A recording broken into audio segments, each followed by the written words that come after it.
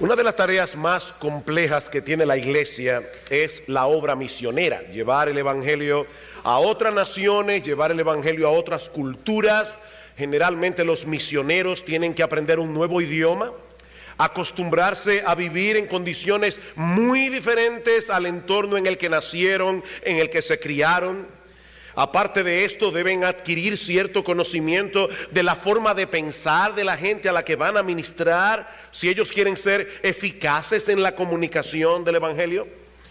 Nosotros aquí no tenemos ese problema, somos dominicanos, conocemos nuestra cultura, hablamos el mismo idioma. Sin embargo, aunque los misioneros tienen dificultades muy particulares que vencer para llevar adelante su labor, lo cierto es, mis amados hermanos, que nosotros también tenemos que vencer un gran obstáculo para llevar el evangelio, debido a la condición espiritual en que se encuentra el hombre sin Cristo. No importa el país donde viva, no importa el estrato económico, social al que pertenezca. Pablo dice en Efesios capítulo 2, versículo 1, que todos venimos al mundo espiritualmente muertos y esclavizados al pecado. En 1 Corintios capítulo 2, versículo 14, dice que para el hombre natural, es decir, el hombre que no ha sido regenerado por el Espíritu Santo, el evangelio es una locura que él no puede entender ni aceptar. Y en Colosenses capítulo 1, versículo 21, dice que el hombre es enemigo de Dios. Por supuesto, el hombre no se ve a sí mismo en esa condición, pero ese es el diagnóstico que Dios nos da en su palabra. No hay justo ni aún uno, dice Pablo en Romanos capítulo 3, no hay quien entienda, no hay quien busque a Dios. Todos se desviaron, a una se hicieron inútiles, no hay quien haga lo bueno, no hay ni siquiera uno. Por eso alguien decía muy sabiamente que nosotros los cristianos somos como esos equipos que envía a la marina después de un naufragio a buscar cadáveres, pero no para darles una honrosa sepultura, sino para darles vida. Nosotros somos un equipo de la marina enviados al océano después de un naufragio a buscar cadáveres, hermanos, para darles vida. Es evidente que nosotros no podemos llevar a cabo esta empresa en nuestras propias fuerzas, ni confiando en nuestra propia capacidad de persuasión. Pero es aquí precisamente donde entra en juego la enseñanza que el Señor imparte a sus discípulos en Juan capítulo 16, el pasaje que vamos a estudiar en esta mañana, continuando con nuestra serie en el discurso del aposento alto. Dice en Juan capítulo 16, en la mitad del versículo 4, esto no os lo dije al principio porque yo estaba con vosotros, pero ahora voy al que me envió y ninguno de vosotros me pregunta ¿a dónde vas? Antes, porque os he dicho estas cosas, tristeza ha llenado vuestro corazón.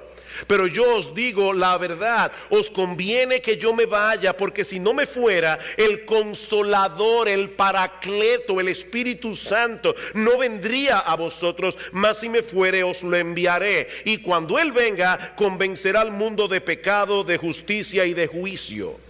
De pecado por cuanto no creen en mí, de justicia por cuanto voy al Padre y no me veréis más, y de juicio por cuanto el príncipe de este mundo ha sido ya juzgado. Aún tengo muchas cosas que deciros, pero ahora no las podéis sobrellevar. Pero cuando venga el Espíritu de verdad, Él os guiará a toda la verdad, porque no hablará por su propia cuenta, sino que hablará todo lo que oyere y os lo hará saber, y os hará saber las cosas que habrán de venir. Él me glorificará, porque tomará de lo mío y os lo hará saber.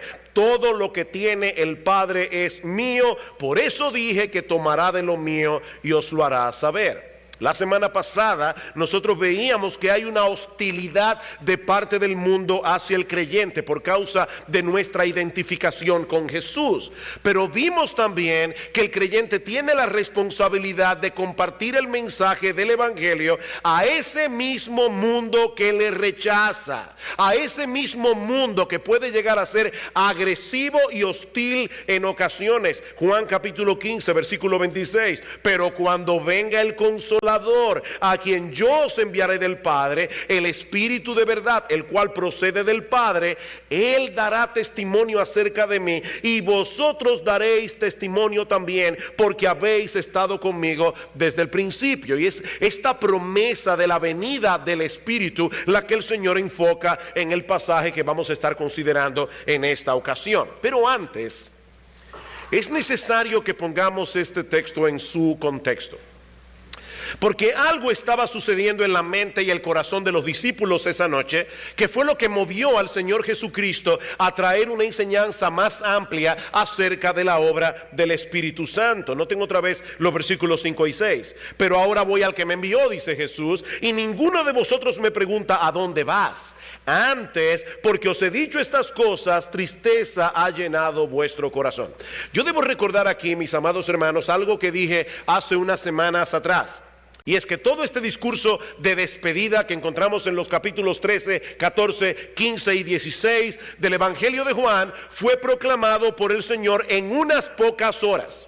En otras palabras, lo que a nosotros nos ha tomado más de 3 meses ver, ¿verdad?, porción tras porción, los discípulos lo escucharon en una sola noche. Así que no hacía mucho que se había dado la conversación entre Pedro y el Señor, que Juan nos narra en los versículos 33 al 36 del capítulo 13. Vayan conmigo allí una vez más. Dice Juan 13:33: hijitos, aún estaré con vosotros un poco, me buscaréis, pero como dije a los judíos, así os digo ahora a vosotros: a donde yo voy, vosotros no podéis ir. Y ahí es que el Señor le dice a los discípulos: un mandamiento nuevo os doy, que os améis unos a otros, que como yo os he amado, os améis unos a otros. Pero Pedro no escuchó ese nuevo mandamiento. Tan pronto Cristo dijo: me voy y ustedes no me pueden seguir, la mente de Pedro se quedó conectada con ese pensamiento. Y dice en el versículo 36: le dijo Simón Pedro: Señor, ¿a dónde vas? Jesús le respondió: a donde yo voy no me puedes seguir ahora, mas me seguirás después. Y un poco más adelante Tomás vuelve a sacar a colación el mismo asunto. Juan 14:4. Cristo dice: y sabéis a dónde voy y sabéis el camino. Le dijo Tomás: Señor, no sabemos a dónde vas, ¿cómo pues podemos saber el camino? Y ahí es que viene esta famosa declaración de Cristo en Juan 14:6: yo soy el camino y la verdad y la vida, nadie viene al Padre sino por mí. Así que el anuncio de la inminente partida del Señor había impactado profundamente el corazón de los discípulos, de tal manera que ellos parecen incapaces de pensar en otra cosa. Ahora bien, yo no sé si ustedes notaron en estas lecturas que yo acabo de hacer una aparente contradicción que hay en este texto. ¿Se dieron cuenta? ¿No se dieron cuenta? Cristo dice en el versículo 5: pero ahora voy al que me envió y ninguno de vosotros me pregunta: ¿a dónde vas? ¿Y qué fue lo que Pedro le preguntó? Señor, ¿a dónde vas? ¿Cómo que ninguno de ellos le pregunta al Señor: ¿a dónde vas? Porque la intención real de los discípulos no era recibir una respuesta. Hay preguntas que no son preguntas. Hay preguntas que no son preguntas. Por ejemplo, imagínate que tú le prometes a tu hijo de 5 años: el sábado vamos a la playa. Y ustedes saben cómo son los niños. Esa noche él duerme con el tubo agarrado y con el traje de baño puesto.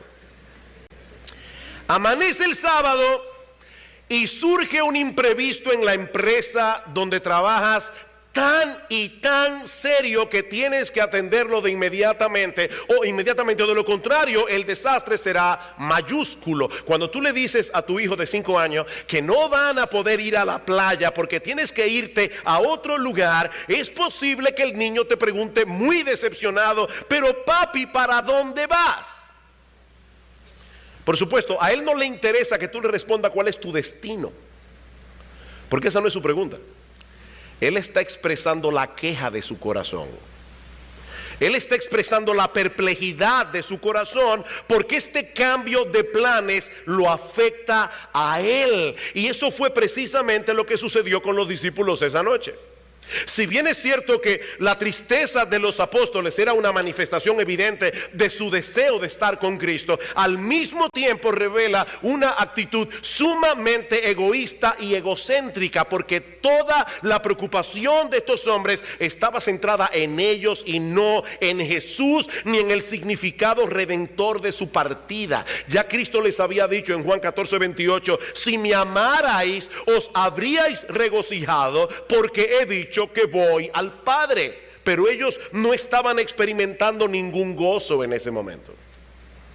Por eso Cristo dice en el versículo 6: antes, porque os he dicho estas cosas, tristeza ha llenado vuestro corazón. Y mis hermanos, esto debe ser una gran lección para todos nosotros, porque muchas veces estamos tan centrados en nuestro propio mundo, muchas veces estamos tan centrados en los beneficios que podemos derivar del Evangelio, en nuestra relación con Jesús, que no ponemos atención a lo que Él dice. Y perdemos de vista por completo la forma como las cosas que suceden impactan el avance del reino de Dios. Si hay algo de lo que yo me he dado cuenta como creyente y como predicador, es que es muy fácil decir que la vida cristiana gira en torno a Cristo y no a nosotros. Eso es muy fácil. Es muy fácil repetir el Padre Nuestro: Señor, venga tu reino, hágase tu voluntad en la tierra como en el cielo. Pero lo que muchas veces hay en nuestro corazón es: Señor, venga mi reino y hágase mi voluntad. La realidad es, mis hermanos, que nuestro yo es como un imán poderoso que constantemente nos empuja fuera de Jesús para que gravitemos en torno a nosotros mismos. Y somos tan egocéntricos que muchas veces aún evaluamos la iglesia y el ministerio de la iglesia en función de nuestras necesidades. Si me gustó los himnos, si me gustó la prédica, si se cantó lo que yo quería, si las actividades de la iglesia tienen que ver conmigo, yo, no en función del reino de Dios y del Evangelio. Pero gracias al Señor que Él no nos da lo que queremos, sino lo que realmente necesitamos. ¿Qué querían los discípulos en ese momento? Que Jesús no se fuera. Sin embargo, era beneficioso para ellos que Él partiera, versículo 7. Pero yo os digo la verdad, os conviene que yo me vaya, porque si no me fuera, el Consolador no vendría a vosotros, mas si me fuere, os lo enviaré. Era necesario que el Señor concluyera su obra de redención, que muriera en la cruz, que resucitara al tercer día, que ascendiera a los cielos, que se sentara a la diestra de Dios, para que entonces el Espíritu Santo venga a aplicar esa obra ya completa en el corazón de los hombres. Y aunque los discípulos no lo entendieran en ese momento, la partida de Jesús era beneficiosa para ellos, porque ellos iban a disfrutar la venida del Espíritu Santo. ¿Alguna vez ustedes han pensado: oye, qué bueno hubiera sido vivir en la época de Jesús? No, probablemente si tú vivieras en la época de Jesús nunca hubieras podido verlo.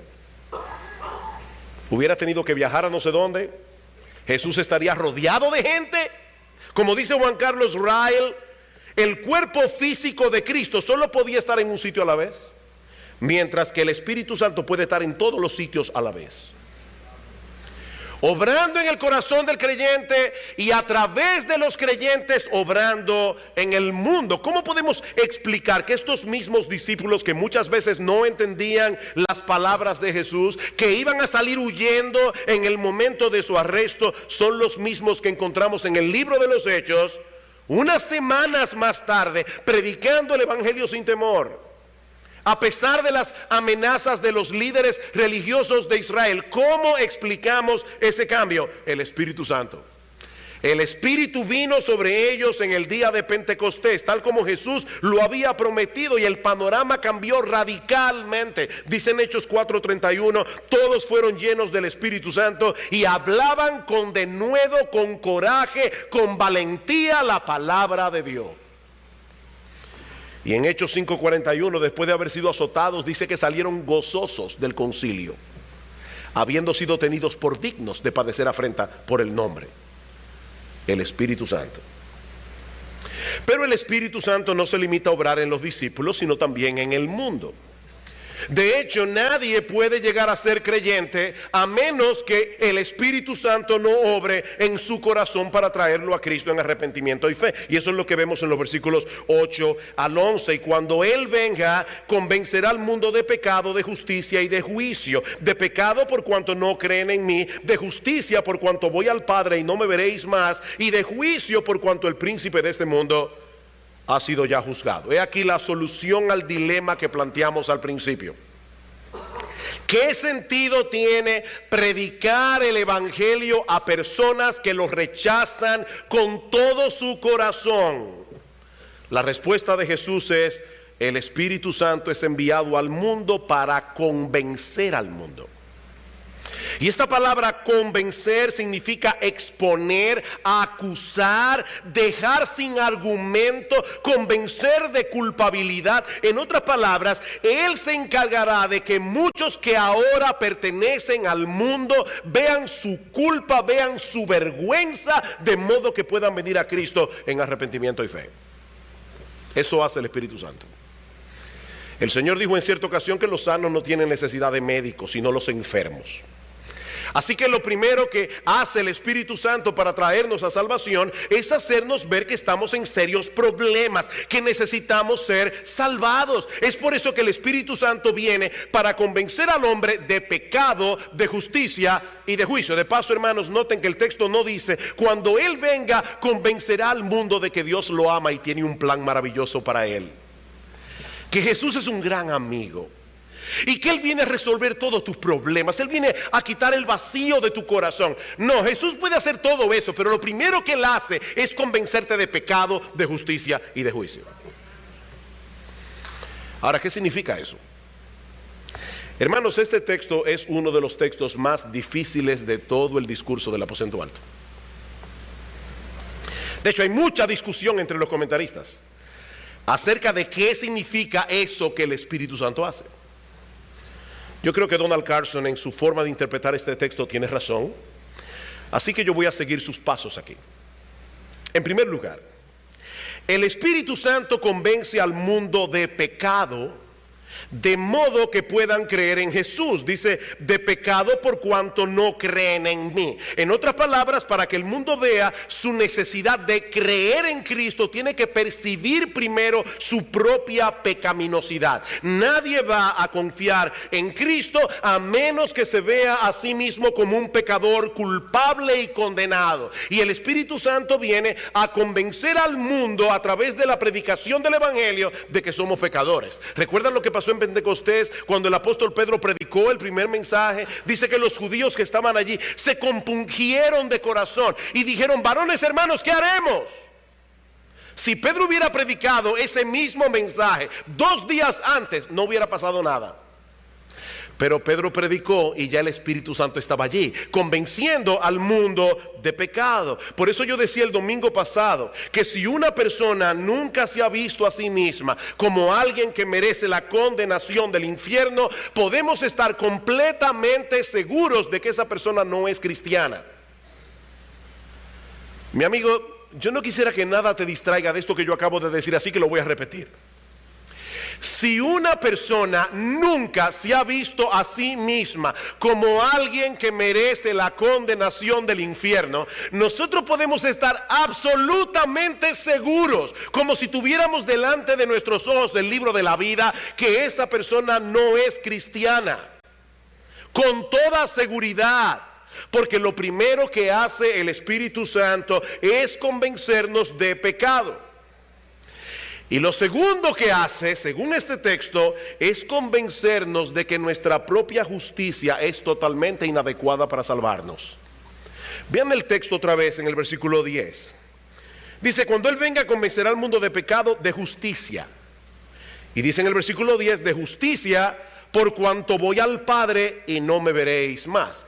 Hermanos, recuerden otra vez que la palabra convencer, y esta palabra es clave para entender el resto, la palabra convencer significa convencer de culpabilidad, sacar a la luz tu vergüenza. La pregunta es, ¿en qué sentido el Espíritu Santo acusa al hombre de justicia? ¿Cómo se puede acusar a alguien de tener justicia? Cuando dice el Espíritu Santo convence de pecado, es de su pecado, ¿verdad? Bueno, ese su no aparece en el texto, pero podemos añadirlo también. El Espíritu viene a convencer al hombre de su justicia. De su justicia. Es muy probable que el Señor esté usando esa expresión en el mismo sentido en que la usa el profeta Isaías, cuando dice en Isaías 64:6 que todas nuestras obras de justicia son como un trapo de inmundicia delante de Dios. O sea que lo que nos convence el Espíritu Santo es que nuestra justicia, lo que nosotros llamamos nuestra justicia, es absolutamente inadecuada a los ojos de Dios.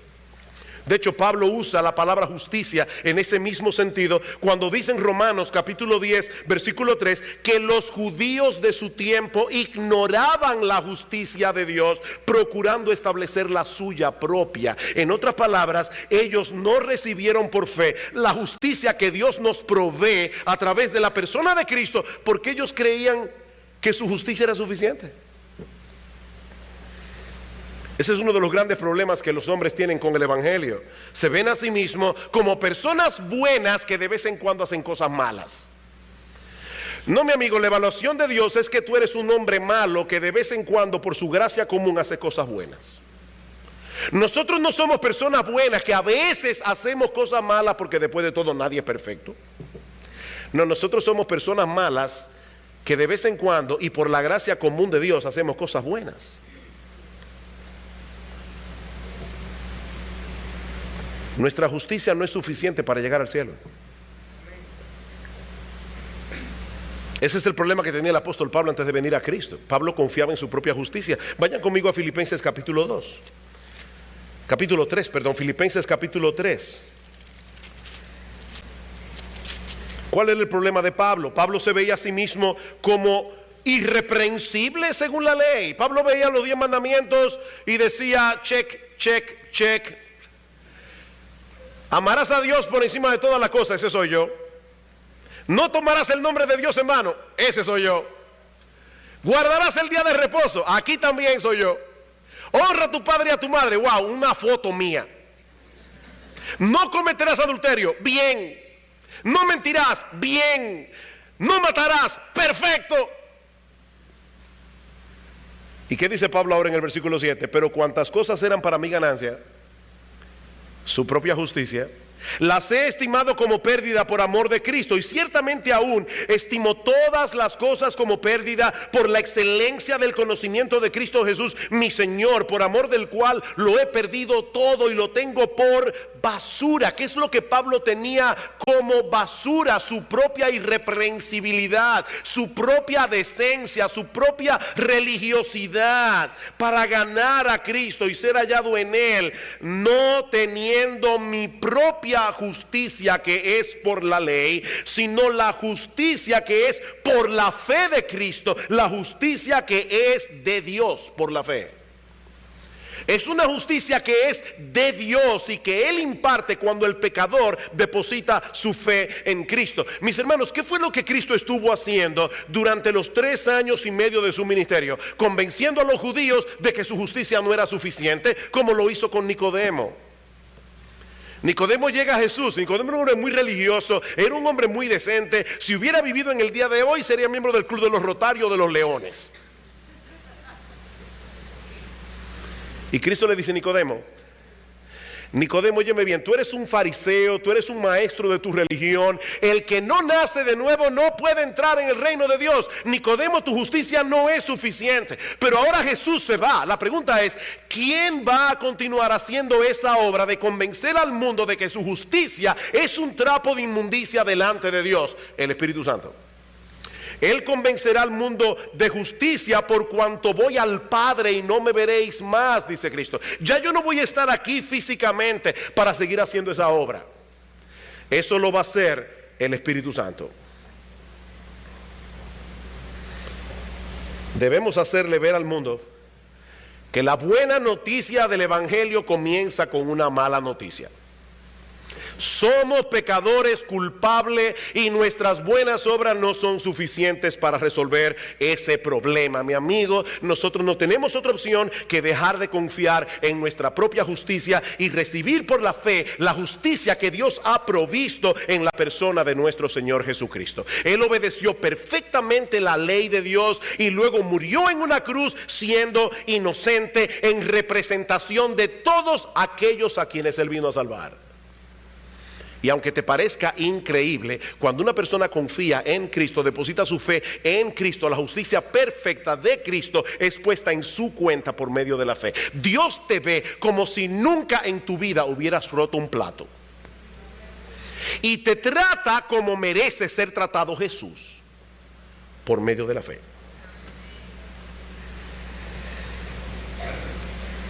Por supuesto, para que un pecador vea las cosas de ese modo, tiene que experimentar un profundo cambio de mentalidad.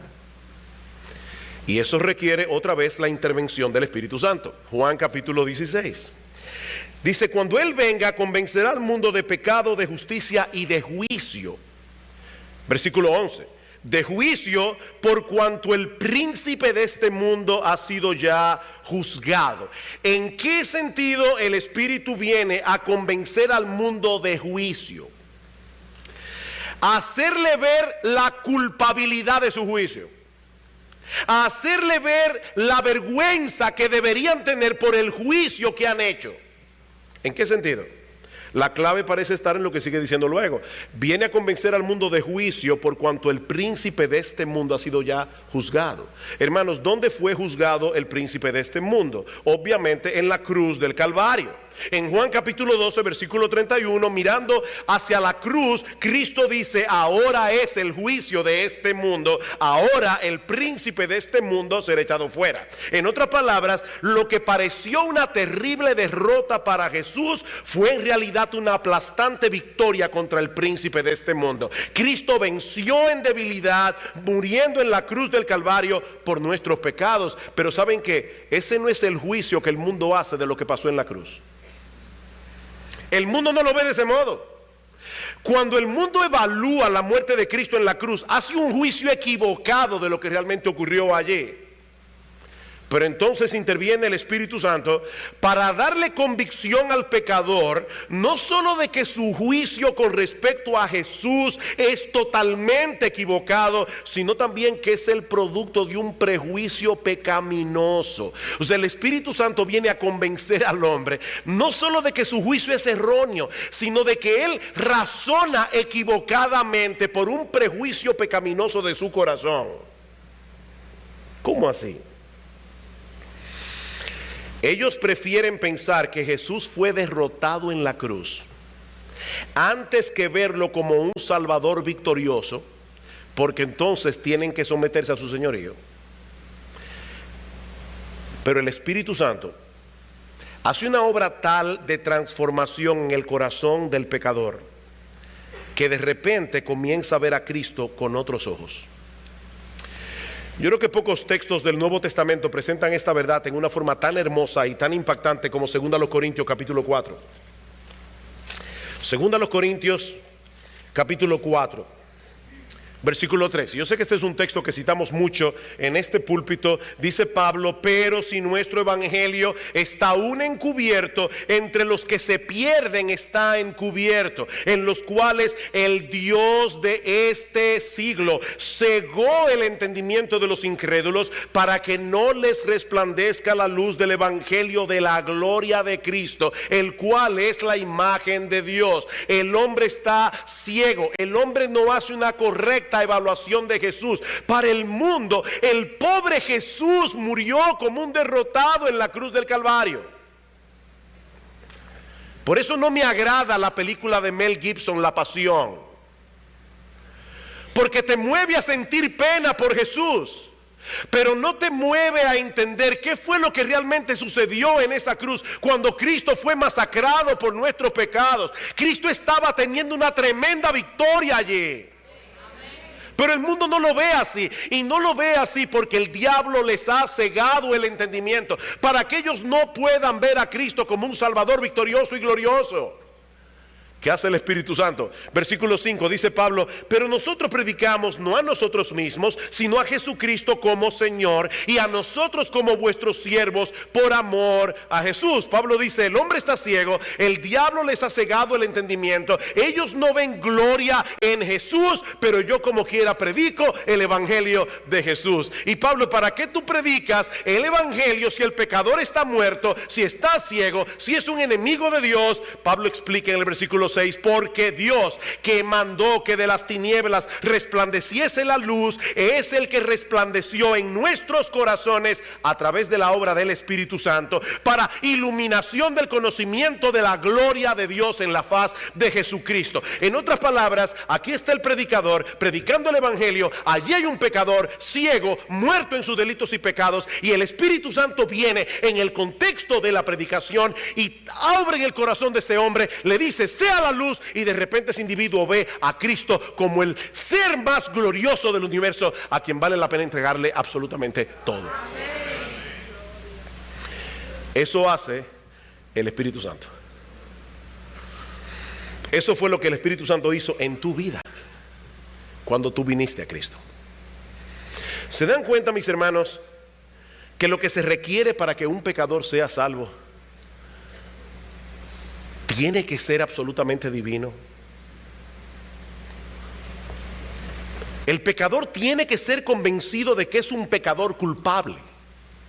Tiene que ser convencido de que su supuesta justicia es un trapo de inmundicia delante de Dios. Y tiene que ser convencido de que él está completamente equivocado con respecto a las cosas espirituales, y sobre todo en su juicio con respecto a la persona y a la obra de Jesús. Y ninguno de nosotros aquí tiene la capacidad de convencer a nadie de ninguna de esas cosas. Es por eso, hermanos, que nosotros constantemente les pedimos que oren por sus predicadores, que oren por sus pastores. Nosotros no tenemos esa capacidad. No hay un individuo tan persuasivo que pueda hacer eso. Pero para eso vino el Espíritu Santo, para obrar por medio de nuestra predicación del evangelio, abriendo los ojos de los ciegos y dándole vida a los muertos. Así que, mi hermano, predica el evangelio, porque tú no estás solo en esa tarea. Hay personas que dicen: ay, pastor, yo me siento tan inadecuado para predicar el evangelio. Déjame darte una buena noticia. ¿Tú sabes por qué tú te sientes inadecuado para predicar el evangelio? Porque tú eres inadecuado. O sea que tu evaluación es correcta. Tú eres absolutamente inadecuado para predicar el evangelio. Pero, mi hermano, recuerda que el Espíritu Santo está allí obrando en ti y a través de ti para que otros puedan ser salvos. Así que haz tú lo que tú tienes que hacer y deja que el Espíritu Santo haga lo que solo Él puede hacer. Tú predica el evangelio. Él se encarga de darle vida a los muertos. Él se encarga de ablandar los corazones. Él se encarga de abrir los ojos de los ciegos. Pero hay algo más en nuestro texto que veremos más brevemente, y es la obra del Espíritu revelando la verdad para que Jesús pueda ser más ampliamente glorificado. Versículo 12: aún tengo muchas cosas que deciros, le dice Cristo a los apóstoles, pero ahora no las podéis sobrellevar. En ese momento los discípulos no estaban en la capacidad de entender muchas cosas. Primero, porque eran inmaduros. Y segundo, porque los hechos cruciales de la obra redentora de Cristo no habían sucedido todavía. Recuerden que ellos estaban antes de la cruz. Pero después de la muerte de Cristo, de su resurrección, todas las piezas del rompecabezas comenzarían a caer en su lugar y los apóstoles comenzarían a entender claramente el evangelio y sus implicaciones por la obra del Espíritu. Versículo 13: pero cuando venga el Espíritu de verdad, Y una nota aquí entre paréntesis, esta promesa no es para todo el mundo. Esa promesa fue dada a estos mismos apóstoles que estaban perplejos. Pero cuando venga el Espíritu de verdad, Él a ustedes, los apóstoles, los guiará a toda la verdad, porque no hablará por su propia cuenta, sino que hablará todo lo que oyere y os hará saber las cosas que habrán de venir. El Espíritu Santo es una persona divina, pero Él no hablaría por su propia cuenta. Él iba a continuar las enseñanzas de Jesús, que por cierto, al venir a este mundo como hombre, tampoco habló por su propia cuenta. Es increíble la sumisión de las tres personas de la Trinidad. Hermanas, cuando se habla de sumisión, generalmente se piensa, ¿verdad?, en la sumisión de la mujer al hombre, pero hay sumisión en todos los estratos de la sociedad. Dios creó el mundo con autoridad, en el trabajo, en la iglesia, en el gobierno, en la casa. Y a nosotros nos molesta la palabra sumisión. Cristo vino al mundo a hablar lo que el Padre le dijo que hablara. Y el Espíritu Santo viene enviado por el Padre y por el Hijo para hablar lo que el Padre y el Hijo le dicen que hable. Y los tres son Dios, iguales en dignidad, iguales en autoridad.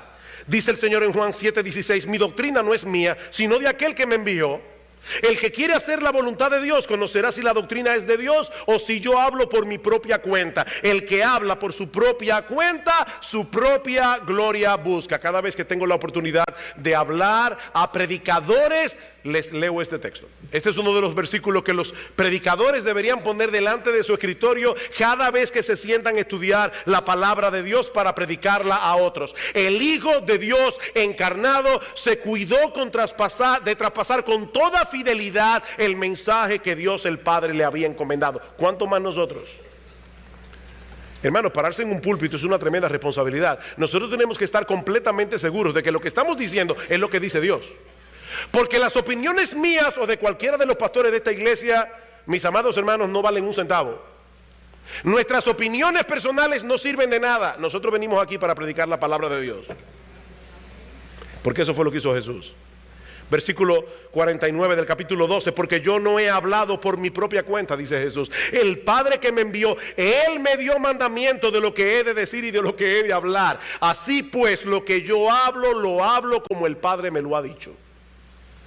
Y en el capítulo 14, versículo 10, las palabras que yo os hablo, no las hablo por mi propia cuenta. Y ahora viene el Espíritu Santo enviado al mundo y no viene a hablar por su propia cuenta, sino a continuar enseñando lo que Jesús comenzó a enseñar cuando estuvo aquí. La verdad de Dios, que los discípulos necesitaban conocer acerca de la obra redentora de Cristo y de las cosas que iban a suceder como fruto de la obra redentora de Cristo. Por eso dice en el versículo 14 de Juan 16, Él me glorificará porque tomará de lo mío y os lo hará saber. ¿A qué viene el Espíritu Santo?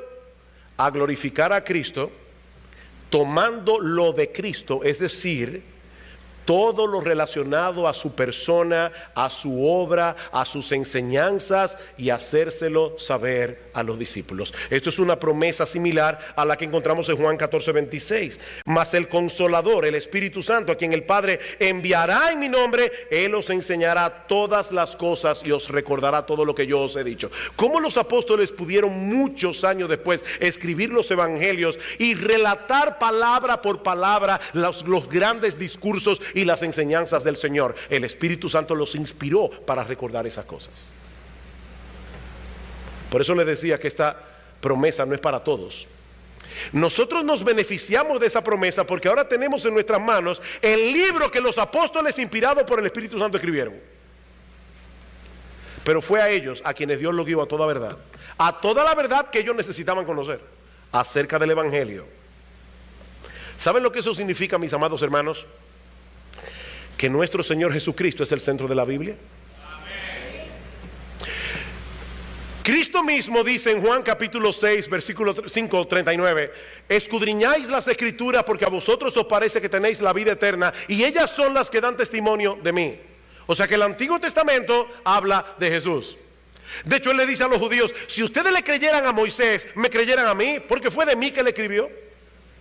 El Antiguo Testamento habla de Jesús. ¿Recuerdan a los discípulos camino de Emaús cuando iban por el camino y comienzan a decirle a Jesús: ay, nosotros creíamos que este Mesías era el que iba a redimir a Israel de sus pecados? Y Cristo le dice: oh insensatos y tardos de corazón para creer todo lo que los profetas han dicho. Y dice: y comenzando desde Moisés y siguiendo por todas las escrituras, les enseñaba en todos los profetas lo que de él decían. Jesucristo es el centro del Antiguo Testamento. Pero ahora, en el discurso del aposento alto, Jesús les promete a los apóstoles la inspiración del Espíritu Santo para escribir el Nuevo Testamento y dar a los creyentes una mejor comprensión del Evangelio para la gloria de Jesús. Así que Jesús es el centro también del Nuevo Testamento. Versículo 14 otra vez: Él me glorificará porque tomará de lo mío y os lo hará saber. Todo lo que tiene el Padre es mío. Por eso dije que tomará de lo mío y os lo hará saber. Hermanos, el Nuevo Testamento no es otra cosa que una amplia explicación del Evangelio para que entendamos quién es Jesús y qué fue lo que él hizo a nuestro favor a través de su vida y de su muerte. Y en la misma medida en que los creyentes entienden lo que el Nuevo Testamento revela acerca de Jesús y acerca del Evangelio, en esa misma medida la iglesia está preparada para darle gloria a Jesús. Él me glorificará. ¿Cómo? Enseñándoles la verdad acerca de mí y acerca del Evangelio. Es por eso que Donald Carson dice muy sabiamente que la enseñanza de este texto nos libra de dos extremos igualmente peligrosos y dañinos: el de un cristianismo emocional carente de doctrina y el de una ortodoxia fría carente de emoción. Hermanos, algunos en las iglesias en el día de hoy menosprecian el estudio serio y profundo de las Escrituras, calificándolo de poco espiritual, dice Carson, y prefiriendo vociferar alabanzas a bases de respuestas bien elaboradas y clichés, como si la magnitud de la gloria que ofrecemos a Jesús dependiera de los decibelios de nuestros cantos y expresiones o de cuán ignorantes somos de la fe que profesamos. Mientras más bulla, más gloria. La doctrina no importa, eso es seco, eso es frío. Queremos un culto emotivo, queremos llorar de emoción cada vez que escuchamos hablar de Jesús. Así que vamos a decir: Jesús, Jesús, Jesús, tú eres lindo, glorioso, maravilloso. Aleluya. Y yo no estoy en contra de que digamos aleluya en el culto. Lo que estoy diciendo, mis hermanos, es que eso no sirve de nada. Eso no sirve de nada. Una emoción sin doctrina no sirve de nada. Pero por el otro lado, dice Carson, también están aquellos que menosprecian el gozo espontáneo de la adoración y el entusiasmo colectivo, considerando que tales cosas son meras emociones, como si la magnitud de la gloria que ofrecemos a Jesús depende de cuántas verdades podemos acumular en la cabeza. Pero ¿qué hace el Espíritu Santo? Él viene a revelar la verdad acerca de Jesús y acerca del Evangelio. ¿Para qué? Para glorificar a Jesús. Para que nosotros le demos gloria a Jesús. Mis hermanos, estos dos extremos son muy comunes en las iglesias en el día de hoy. Y saben que ninguno de los dos representa el verdadero cristianismo. Nosotros necesitamos la doctrina para tener un entendimiento más preciso de quién es Jesús y de qué fue lo que él hizo a nuestro favor. Pero saben que, amados hermanos de Iglesia Bíblica del Señor Jesucristo, nosotros debemos reaccionar apropiadamente a esa doctrina con un corazón gozoso, con un corazón agradecido, con un corazón obediente que se deleita en Jesús como su mayor tesoro. Ese es el cristianismo del Nuevo Testamento. Por eso los puritanos decían: necesitamos luz y calor. Luz y calor. Luz para el entendimiento, calor para el corazón. Los verdaderos adoradores adorarán al Padre en espíritu y en verdad, dice el Señor. Dios es espíritu, y los que le adoran en espíritu y en verdad es necesario que adoren. Oh, mis hermanos, que Dios nos libre, que Dios libre esta iglesia del emocionalismo y de los manipuladores emocionales que tanto abundan en muchas iglesias en el día de hoy. Que Dios nos libre, pero que Dios nos libre también de un cristianismo frío y cerebral, carente de gozo y de entusiasmo. El Espíritu vino a revelarnos a Cristo, iluminando nuestro entendimiento para que tengamos una mejor comprensión del Evangelio, no simplemente para que seamos ortodoxos en doctrina, sino para que seamos adoradores de Jesús, ardientes y apasionados.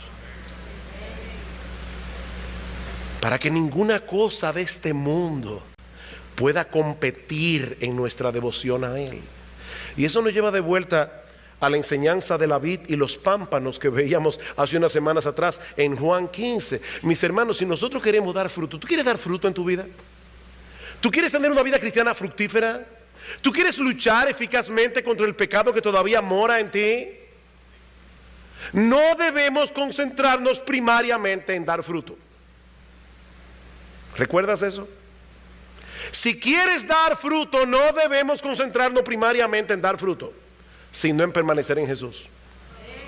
Permanecer en Jesús, en mantenernos aferrados a Jesús, en dependencia de Jesús, cada momento, cada día. Pero ¿saben qué, mis amados hermanos? Eso no ocurre en un vacío. Nosotros necesitamos adquirir una comprensión cada vez más precisa del Evangelio y vivir en consecuencia. Es de eso que se trata el Nuevo Testamento. El Espíritu Santo inspiró a los apóstoles a darnos todas esas explicaciones acerca de la obra redentora de Cristo, porque necesitamos entender el Evangelio y predicarnos el Evangelio y aplicarnos el Evangelio continuamente. Así que, mi hermano, conoce tu Biblia.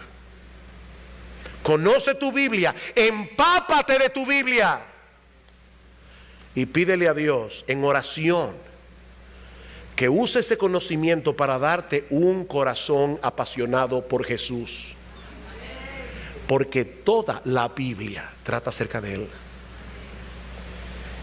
Y si hay alguien aquí que todavía está confiando en su religiosidad o en su decencia, creyendo que por alguna de estas cosas será recibido en la presencia de Dios, mi amigo, déjame recordarte una vez más que el Espíritu Santo vino al mundo a convencer a los hombres de su pecado, de la insuficiencia de su propia justicia y del error de su juicio.